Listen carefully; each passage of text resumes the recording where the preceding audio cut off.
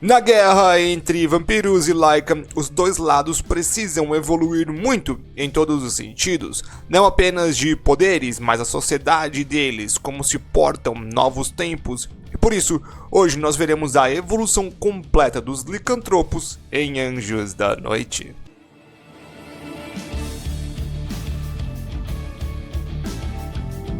Olá, seres da noite! Hoje, antes de nós tirarmos um cachorro molhado, gostaria de pedir aos meus inscritos que já deixassem um like e compartilhassem quem gosta desse tipo de conteúdo, para quem puder se tornar membro por R$ 1,99 por mês, como essas pessoas aqui na tela, para ajudar diretamente o canal a acesso antecipado ao mês de conteúdo, preferência na resposta. Quanto mais gente, mais benefícios, é só aí se inscrever. R$ 1,99, facinho para todo mundo, ok? Mas o importante é que venha comigo até o final para entender essa caminhada dos lobos.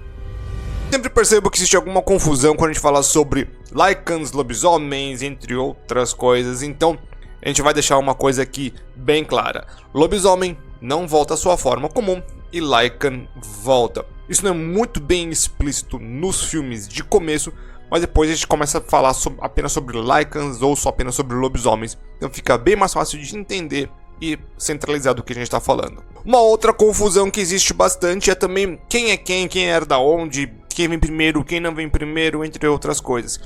Então, seguinte, eu já fiz um vídeo falando da linha do tempo de personagens separados e quero começar a apresentar estes em pequenas cronologias que explicam alguns conceitos de forma mais clara e mais direta apenas sobre um assunto. E hoje, vamos falar então sobre os Lycans. Então, todos os personagens aqui falados já tem um vídeo exclusivo sobre eles, para eles, além de cronologias, tá bom? A primeira era dos lobisomens. William Corvinus, filho de Alexander, irmão de Marcus, já nasceu com uma anomalia genética que lhe garantia a imortalidade. O que para muitos seria um sonho, para ele foi um pesadelo, pois ele e seu irmão tiveram uma relação conturbada com o pai deles, assim como o resto dos humanos, o que fizeram eles ficarem solitários, apenas confiando um no outro. Tudo isso mudaria em um acidente quando ele foi mordido por um lobo gigante que tinha o vírus da raiva. Claro que ele faz isso para salvar o seu irmão, ainda assim, em pouco tempo ele perderia toda a sua mente e se tornaria o primeiro dos lobisomens. Ele, como o primeiro dos licantropos, não foi um grande líder, pois a sua mente era tomada pela raiva e por isso apenas pensava em comer e destruir. Só que devido à sua mordida mais do que infecciosa, ele consegue fazer grandes números, tanto que Marcus e Alexander tentam tomar as rédeas da situação. Esta primeira era de lobisomens funcionaria muito mais como uma doença se espalhando pela Hungria. Uma doença muito grande, muito forte, que poucos seres humanos teriam a chance de enfrentar. Principalmente pois a fraqueza normal à prata seria algo complicado para um aldeão conseguir. Marcus forma toda a sociedade dos vampiros e possivelmente Alexander organiza os Cleaners e assim começa um conflito que duraria 600 anos, que na verdade se estenderia um pouco mais do que isso.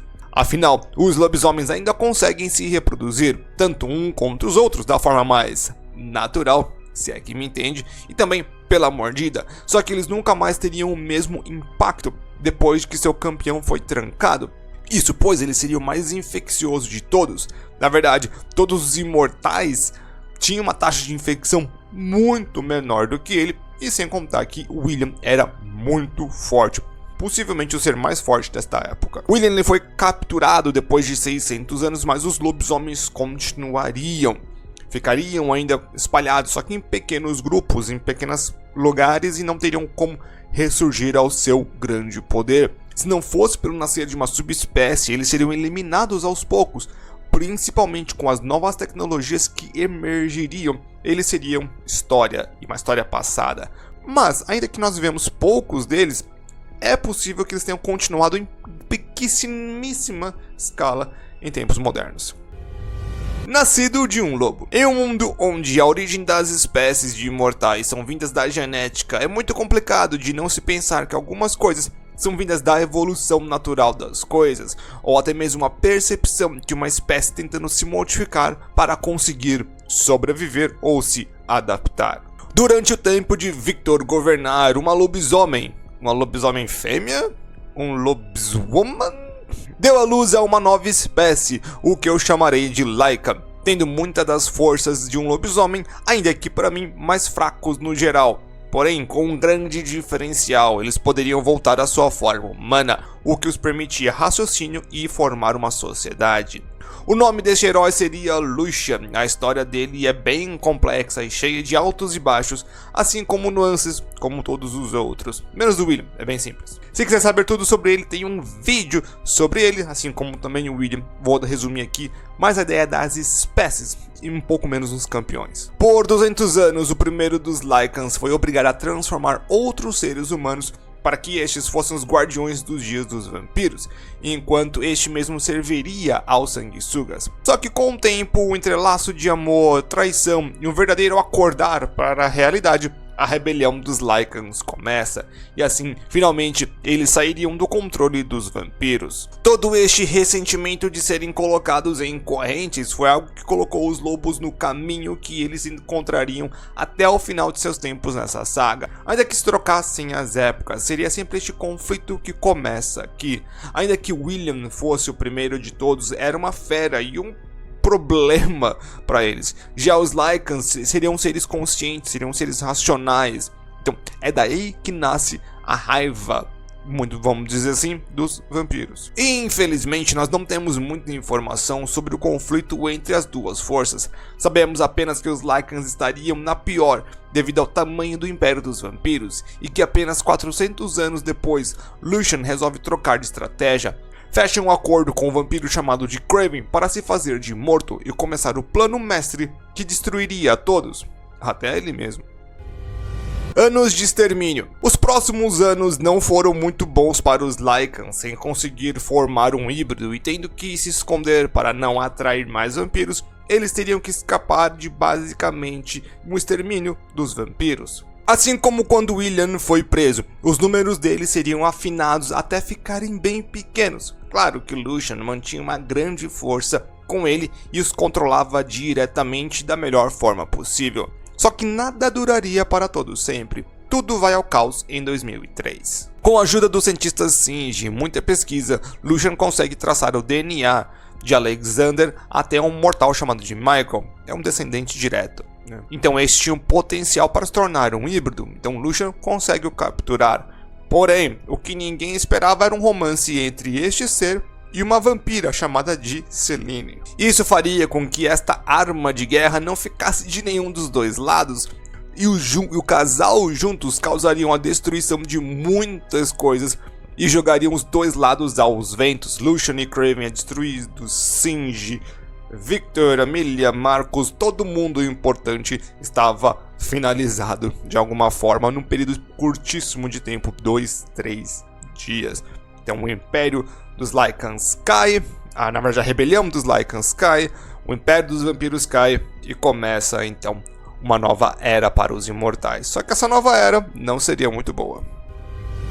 O Purgo.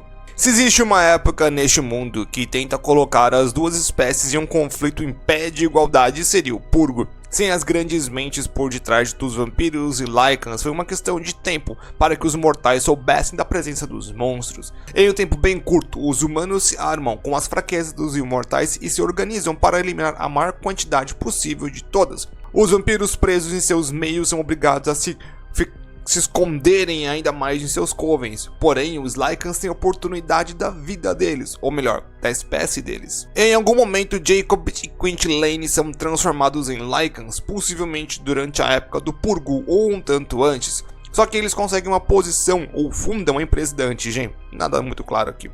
Uma empresa que trabalharia para o governo, fazendo testes de DNA para verificar se realmente pertencia a uma das espécies imortais ou não. Eu sei que os detalhes estão um pouco confusos, tipo, quando foi, quando não foi, fundaram, não fundaram, sei lá o que. Não tem nada dessas explicações, então não tem também como dar pra vocês. Mas o importante é que pra mim essa é a melhor época dos Lycans. Eles têm uma organização, eles têm um objetivo, eles têm um método, tudo bonitinho. Só que infelizmente é de todos o mais mal aproveitado, na minha opinião. O maior potencial, menos aproveitado.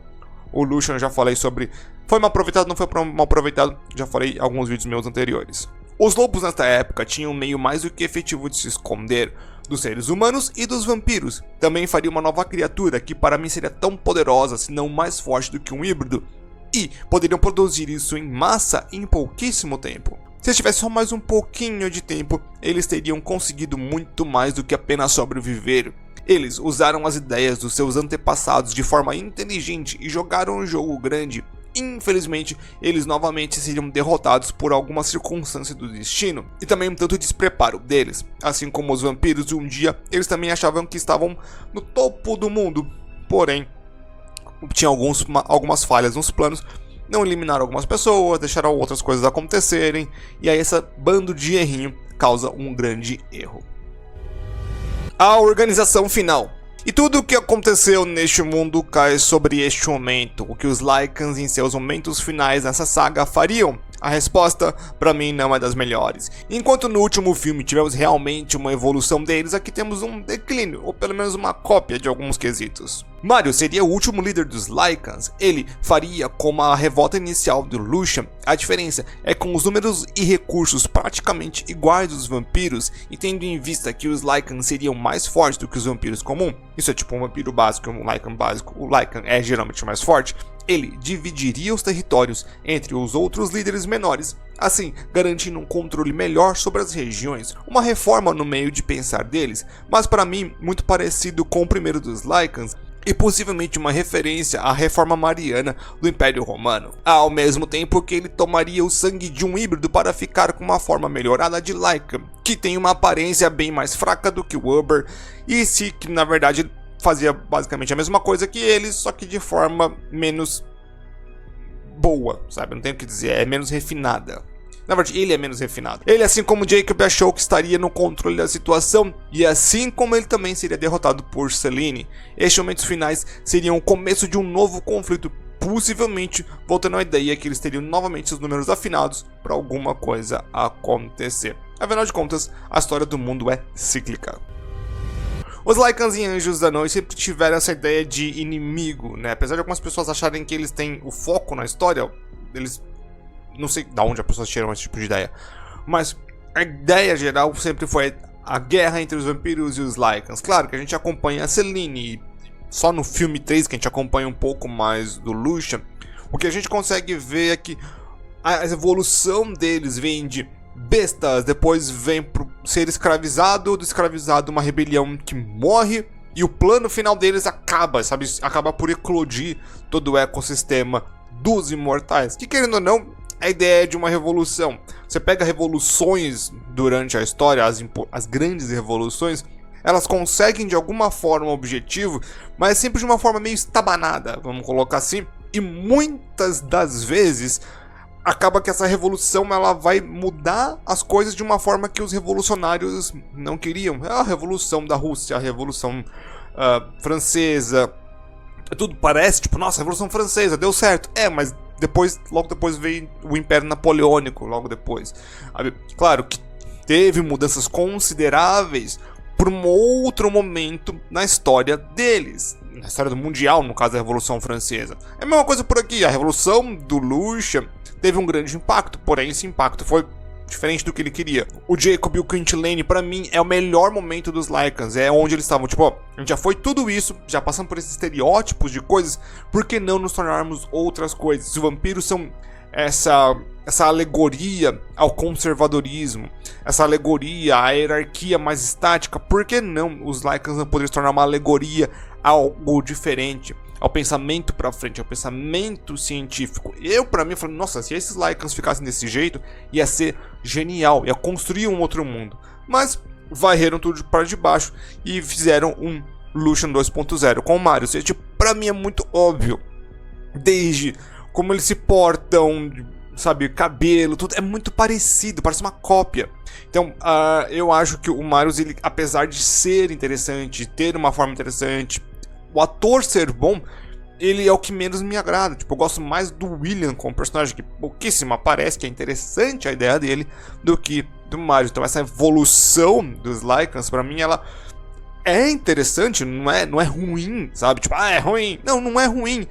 Mas eu acho que ela poderia ser melhor, sabe? Passou por muita coisa, mas fazer o quê? E você, o que acha da evolução dos Lycans, de como eles passaram de coisa pra coisa? Quer ver a evolução de outros Lycans, outros seres? Deixa aqui pra mim nos comentários que eu vou fazendo, tá bom? Se você chegou até aqui, deixa aquele like, comentário, se inscreve no canal que eu vejo todo mundo aí na próxima.